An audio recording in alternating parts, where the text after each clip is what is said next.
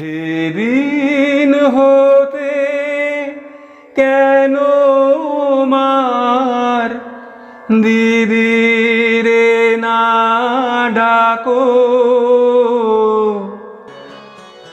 মধ্য সপ্তকের শুদ্ধমা থেকে তার সপ্তকের কোমল গাতে যেতে হবে। এখানে শুদ্ধমা স্পর্শ। মাগা সেদিন লেবুর তলে পুকুর পাড়ে ঝিঝি ডাকে ঝোপে ঝাড়ে। তাহলে প্রথম মাত্রা থেকে পা কোমলনি কোমলনি পা।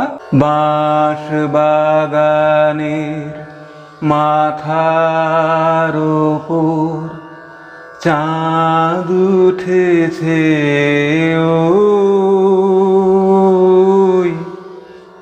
এবার ভেঙে ভেঙে গেয়ে বুঝিয়ে দিচ্ছি। গা গা গা গা বাঁশ বাগানে